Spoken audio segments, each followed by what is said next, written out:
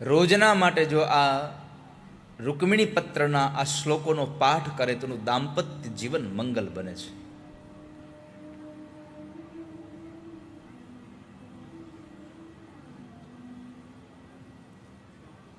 નિત્યના માટે દામોદર સ્તોત્રનો પાઠ કરે તો માણસ પોતાનું જીવન મંગલમય માર્ગ ઉપર લઈ જાય છે. આપણાથી રોજ ભાગવતજીની યાત્રા ન થાય, રોજ આપણે ભાગવતની કથા ન વાંચી શકીએ, ન સાંભળી શકીએ. કદાચ તમારી પાસે એટલો ટાઈમ ન હોય, કારણ કે તમે દુનિયાના સૌથી બીજી માણસો છો. અને આ દુનિયામાં નવરાઈ ક્યાં છે જ કોઈને. ઘણાની વાત નવરાઈની સાંભળ્યા પછી આપણને વિચાર થાય કે આ આટલો બધો બીજી છે. આપણને 2, 5, 7, 15 દિવસ કોઈ મળ્યું ન હોય, આપણે પૂછીએ કે અરે ભાઈ તમે તો કેટલા દિવસથી મળ્યા નથી, બહુ કામમાં પડી ગયા છો. શું જવાબ આપે ખબર છે? અરે ભાઈ હમણાં એટલું કામ છે, મરવાની નવરાઈ નથી. લ્યો, એની પાસે મરવાની નવરાઈ ન હોય. સાંભળ્યું છે તમે આવું વાક્ય કોઈના મોઢે? પણ એને ખબર નથી કે તું ગમે તેટલો કામમાં હશ, જેથી મરણ આવશે તેથી તું નવરોધ થઈ જઈશ, ત્યારે તારું નહીં ચાલે.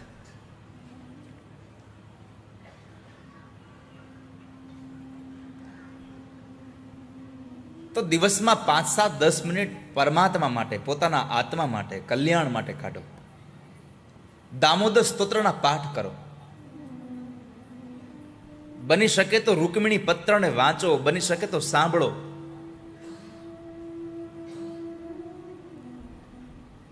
એટલા માટે જ મેં આ કથા કીર્તનની બુકમાં જેટલા અહીંયાથી ગીતો ગાવું, જેટલી સ્તુતિઓ કરાવું, જેટલી પ્રાર્થનાઓ, જેટલા રાસ, આ બધું જ આમાં આપવાનો મેં એક પ્રયત્ન કર્યો. શું કામે? કે જે માણસ પાસે આ કથા કીર્તનની બુક જાય, કમસે કમ એ જ્યારે ખોલશે ત્યારે એમાંથી જે વાંચશે એ કેવલ પોતાના આત્માના કલ્યાણ માટે થતું હશે.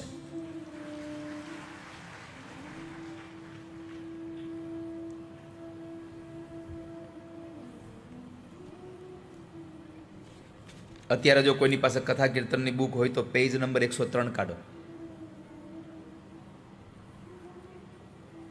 103 એમાં રૂકમિણી પત્ર મેં આપ્યો છે. 7 શ્લોકો છે. રૂકમિણીએ ભગવાનને પત્ર લખ્યો 7 શ્લોકોમાં, કારણ કે પોતાનું મન ભગવાનમાં લાગેલું હતું. પોતે નિર્ણય કરી લીધેલો હતો કે આ જન્મમાં કોઈને પરણીશ તો કેવલ દ્વારિકા વાળાને પરણીશ, બીજા કોઈને પરણીશ નહીં. અને આપણા મનનો નિર્ણય આ જ હોવો જોઈએ. આપણે પરણવું છે તો કૃષ્ણને પરણીએ. કેવલ સ્ત્રીની વાત નથી, આ સંસારના દરેક જીવાત્માની વાત છે. જો પરણવું જ છે તો ભગવાન સાથે પરણી જઈએ.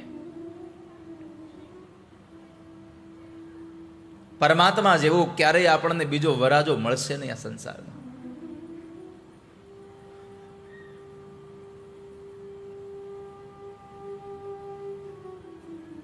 તો રૂકમિણીએ ભગવાનને પત્ર લખો. શ્રુત્વા ગુણાન ભુવન સુંદર શૃણવતાંતે.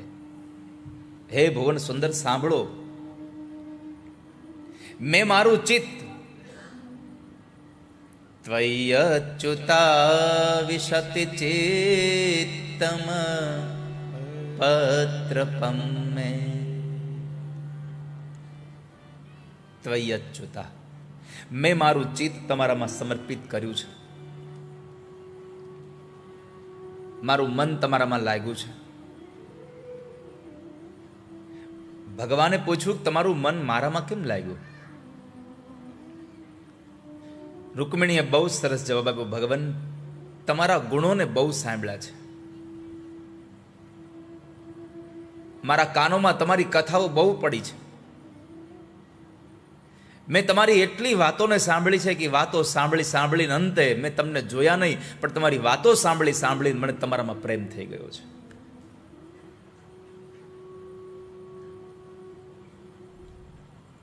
જોયા વગર પણ પ્રેમ થઈ શકે, પણ સાંભળ્યા વગર પ્રેમ ન થઈ શકે ક્યારે.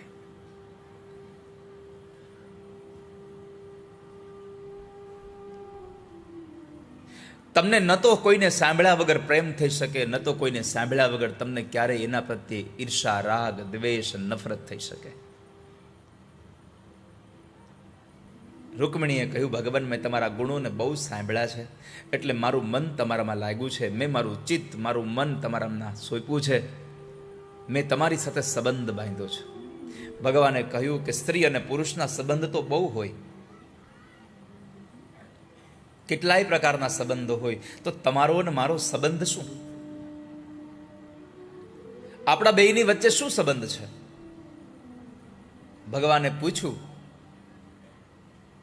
તો રૂકમણીએ જવાબ આપ્યો કે પરમાત્મા, મેં તમને મારા પતિ માન્યા છે. ભગવાને કીધું, તમે મને શું કામ પતિ બનાવ્યો? પતિ બનાવવા માટે તમે મારામાં શું જોયું? એવું તે શું છે મારામાં તમે મને પતિ બનાવો છો? રૂકમિણી કહે છે કે ભગવાન, શું છે તમારામાં એવું પૂછવા કરતા અમને કહેવા દો, શું નથી તમારામાં સંસારમાં? પરમાત્મામાં સર્વ ગુણ સંપન્ન ઠાકોરજી. દુનિયામાં કોઈ સ્ત્રીને કોઈ પુરુષ જોવા આવે તો કદાચ એમાંથી એવું થાય કે દેખાવડો નથી. ઘરના લોકો કે પૈસા બહુ છે, હો ભલે પણ દેખાવડો નથી. ક્યારેક દેખાવડો આવ્યો હોય તો ઘરના લોકો કે ના હો, આમ દેખાવ બરાબર છે પણ ઘરમાં કાંઈ નથી.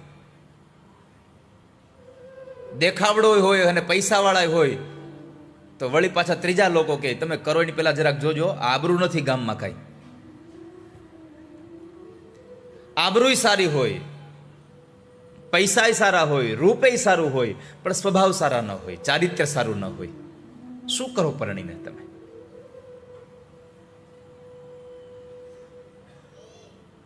આ બધું જ હોય એના પાસે, પૈસા હોય, ચારિત્ર્ય સારું હોય, રૂપવાળો હોય, પણ અંતે ભણેલો જ ન હોય તો?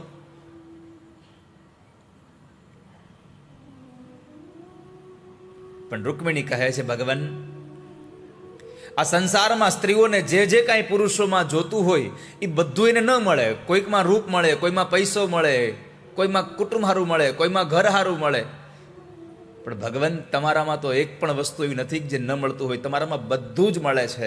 સૌથી પહેલું તમારું કુટુંબ સારું છે. રૂકમિણી આ સંસારના દરેક સ્ત્રી અને પુરુષના માત પિતાને, સગા સંબંધીઓને ઉપદેશ કર્યો છે કે દીકરા દીકરીઓનું વ્યવિશાળ કરવાનો વારો આવે ત્યારે પૈસા ન જોવા. અત્યારે કળયુગમાં તો ખાલી પૈસા જ જોઈ રહ્યા છે. પૈસા ન જોવા, સૌથી પહેલા માણસે એની કુટુંબ, એની ખાનદાની જોવી, પરિવાર કેવો છે. મુક્તિ સામેથી તમારા હાથમાં આવી જાય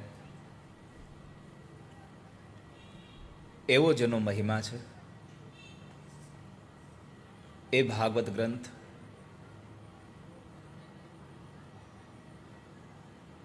આરાધ્ય દેવ ભગવાન ભુવન ભાસ્કર ભગવાન સૂર્યનારાયણની અસીમ કૃપા, કુલ રક્ષક વાસુકી દાદા, મા કુળદેવી નાગણેજીની અસીમ કૃપાથી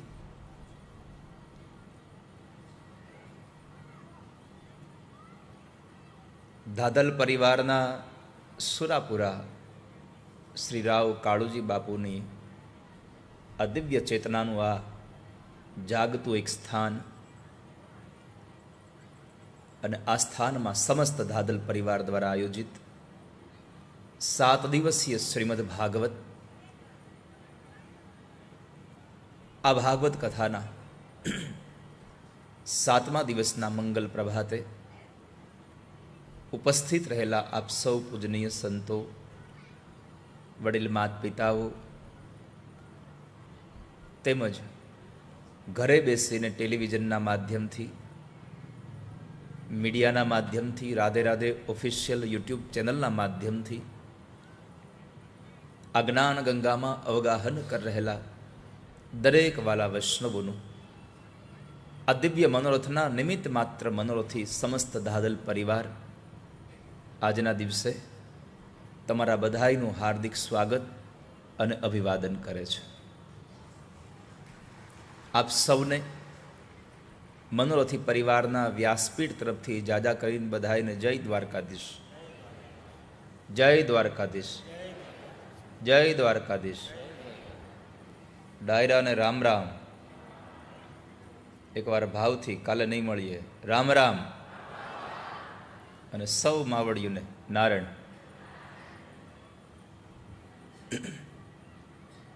કેમ છો બધા? આનંદમાં છો ને? હા, હવે તમારો આનંદ ધીમે ધીમે વધવો જોઈએ. ભલે કથા વિશ્રામ તરફ જાય છે, પણ 7 દિવસની આ કથાને સાંભળીને આપણો આનંદ વધવો જોઈએ.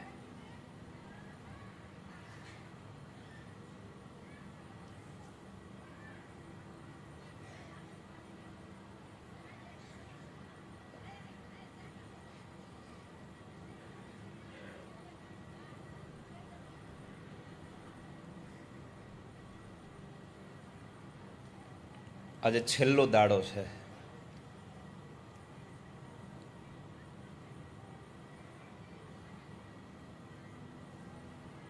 આપણો પણ છેલ્લો દાડો ક્યારે આવી જાય એનો કોઈ ભરોસો નથી.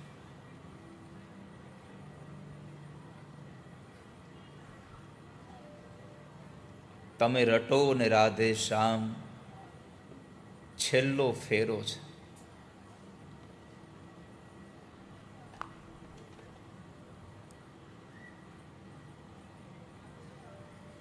ગઈકાલે ભગવાન ઠાકોરજીની એ દિવ્ય કથાઓમાં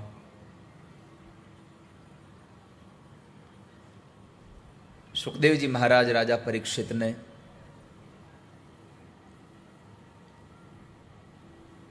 ભગવાનના લગ્નોત્સવની કથા સંભળાવે.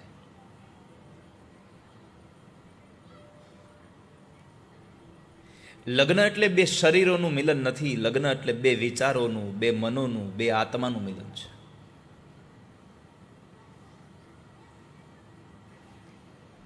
વિચારોના મિલનથી કંઈક નવું સર્જન થાય.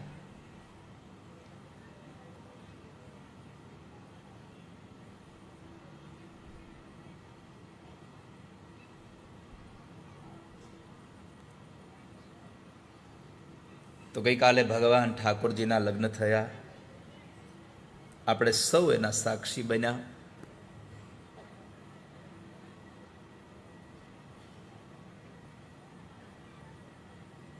આપણને પરમાત્માએ આવા મંગલ મહોત્સવમાં સાક્ષી બનવા માટે નિમિત્ત બનાવ્યા. એ ઠાકોરજીની પરમ કૃપા છે આપણા ઉપર આજે, કે આટલા મોટા સદકર્મમાં આપણને ભગવાન સહયોગી બનાવી રહ્યા છે.